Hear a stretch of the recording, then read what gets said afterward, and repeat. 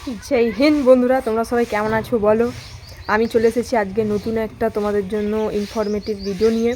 WBP cut off নিয়ে একটা information পেয়েছি, সেটাই তোমাদেরকে দেওয়ার জন্য এসেছি। আমি জানি এমনিতেই তোমরা অনেক টেনশানে রয়েছো, রাতের ঘুম আসছে না, ঠিক আছে, সবসময় একটা মেন্টাল ট্রমাতে তোমরা চলে যাচ্ছ। আমি তোমাদের বলেছিলাম বারংবার যে ইউটিউবে কোনো ডব্লিউবিপি রেজাল্ট রিলেটেড ইয়া কাট অফ রিলেটেড কোনো কিছু তোমরা ভিডিও দেখে বিব্রত হবে না, কেননা পিআরবি বোর্ডের সাথে ডাইরেক্টলি কারোর কানেকশান নেই যে তোমাকে সঠিক কাট অফটা বলতে পারবে, ঠিক আছে। তো যেহেতু আমার অনেক বন্ধুরাই এই ডব্লিউপি কনস্টেবলের এক্সাম দিয়েছিল, তারাও ভীষণ চিন্তিত আছে যে কেমন কি কাট অফ হতে পারে না হতে পারে। তো তারাও আমাকে বারবার ফোন করছে যে ভাই কিছু অন্তত কাট অফ একটা মোটামুটি একটা সেট স্কোর বলে দে। আমি আমার সোর্স লাগিয়ে বলতে পারো যে উনি আমার গুরুজি হন, আমার স্যারের সাথে কথা হয়, উনি একজন সিনিয়র অফিসার হন ডব্লিউপির। তো ওনাকে আমি জিজ্ঞাসা করলাম আর কি যে স্যার যদি কিছু একটু সেট স্কোর বলতে পারেন। তো উনি বললেন যে না, এরকমভাবে বলা তো পসিবল নয়। তো আমি বললাম যে স্যার তবু একটু, আমার বন্ধুরা সব কল করছে, খুবই ওরা টেনশানে রয়েছে, তবু একটু যদি কিছু যদি জেনুইন যদি কাট অফ যদি বলা যেতে পারতো। তো উনি বলেছেন যে ঠিক আছে, আমি এই মোটামুটি একটা এক্সপেক্টেড কাট অফ বলছি।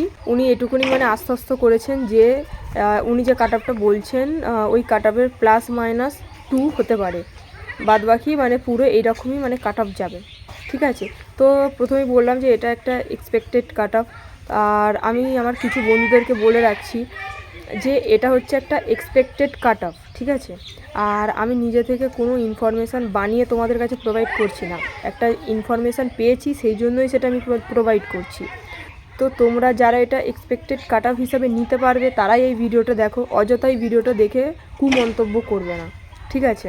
কেননা আমি জানি যে একটুখানিকও তোমরা যদি কোনো জেনুইন ইনফরমেশান পেয়ে থাকো কাট অফ রিলেটেড, তো তোমরা হয়তো একটু স্বস্তির নিঃশ্বাস ফেলতে পারবে, ঠিক আছে। তো সেই জন্যই আমি যেটুকুনি আমার বন্ধুর জন্য আমি ইনফরমেশান পেয়েছি আমি সেটুকুনি কি দিচ্ছি, নাহলে অযথা আমি বলেছিলাম যে কোনো তোমরা কাট অফ দেখবে না, কিন্তু আমি ইনফরমেশান পেয়েছি সেই জন্যই তোমাদের প্রোভাইড করছি। নিজে থেকে কোনো কাট অফ ভিডিও আমার মনে হচ্ছে এই কাট অফ যেতে পারে এরকম কোনো ইনফরমেশানের জন্য আমি তোমাদেরকে এটা প্রোভাইড করছি না, ঠিক আছে। আমার সিনিয়রের অফিসারের থেকে এই ইনফরমেশান পেয়েছি, আমার বন্ধুদের জন্য পেয়েছি, সেই জন্য তোমরাও আমার বন্ধু হও, ভাবলাম যে তোমাদের কাছেও ইনফরমেশানটা দিচ্ছি, ঠিক আছে। তো এক্সপেক্টেড হিসাবে যদি নিতে পারো নাও, অযথা কোনো কুমন্তব্য করবে না, ঠিক আছে। আমি আশা রাখছি যে এই যে কাট অফ দিচ্ছি এইটারই +-2 যাবেনি, কেন উনি যেভাবে বলেছেন আমারও মনে হচ্ছে যে এইটাই যাবে +-2, ওকে। তো শোনো, বেশি কথা বাড়িয়ে লাভ নেই, আমি আসল কথায় আসছি। দেখো মেল, প্রথমে আমি মেলদের বলছি তারপর ফিমেলদের, ঠিক আছে।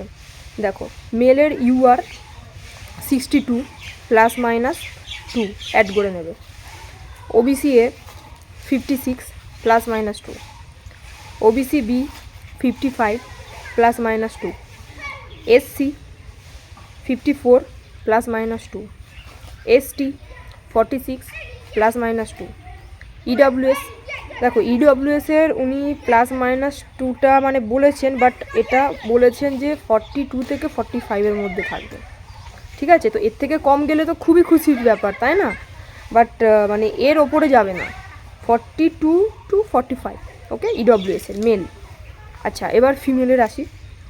Female UR 46 +-2, OBC A 37 +-2, OBC B 38 +-2, SC 36 +-2, ST 39 +-2, EWS 27, ওকে। তো তোমরা ভাবছো EWS মেয়েদের 12 কাট অফ গিয়েছে, ওখান থেকে 27 যাবে, ঠিক আছে, একটু তো হাই যাবে। 12 গিয়েছে, তো তোমরা ভাবছো যে ইন্টারভিউয়ারে মিলিয়ে +10 হয়তো যাবে। ইন্টারভিউ তো এমনিই তো নর্মাল, তো সবাইকে একটু ভালো যদি হয় তো ইন্টারভিউ তো এমনিই 10 দিয়ে দেবে, ঠিক আছে। তো তুমি ভাবো এভারেজে তো সবাই তো এরকম 9-10ই সবাই পাবে এভারেজে, খুব এক ইন্টারভিউ খারাপ কিছু পার্সেন্ট ছেলে মেয়েদের হয়, সব ম্যাক্সিমাম ছেলে মেয়েদের একদম মডারেট হয় বা ভালো হয়, ঠিক আছে। খুব ভালো যাদের হয় সেটাও কিছু পার্সেন্ট আছে, তো ওই মডারেট মোটামুটি ভালো হয়েছে এইটা মেনে চললেও মেয়েদের যদি 12 যদি থাকে, তো নর্মালি ধরো 10ও যদি দিয়ে দেয়, এমনিতেই 22 হচ্ছে, ঠিক আছে। তো কাট অফের থেকে 22 হচ্ছে, একটু তো যাবে, মিনিমাম 5 তো বেশি যাবে কাট অফের থেকে, তাই না?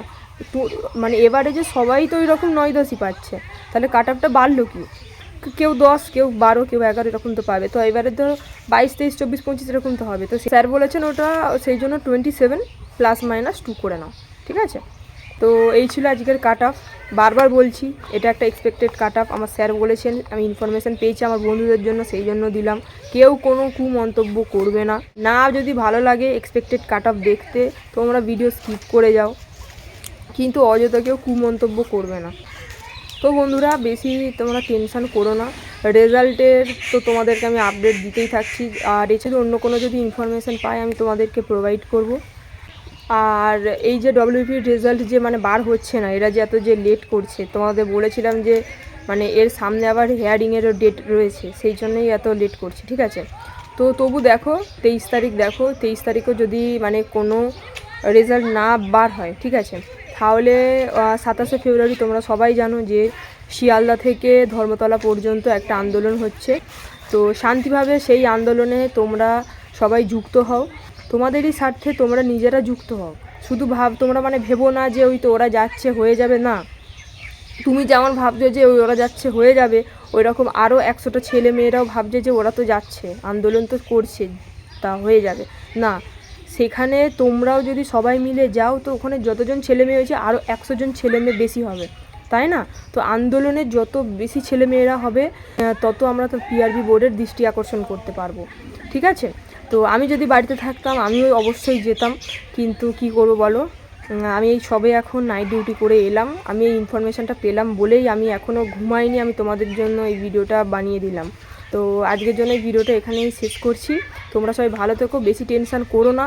দেখো আমরা তো অপেক্ষা করা ছাড়া আর কিছু করতে পারি না, যেটা করতে পারি সেটা হচ্ছে আন্দোলন করতে পারি। তো সেটা তো 27শে ফেব্রুয়ারিতে হচ্ছে, তোমরা সবাই মিলে আসো, আন্দোলনে যোগ দাও, ঠিক আছে? তো আজকে ভিডিও এখানেই শেষ করছি। নতুন যদি কোনো ইনফরমেশান পাই তো আমি অবশ্যই তোমাদের কাছে প্রোভাইড করব। ওকে, জয় হিন্দ, জয় ভারত।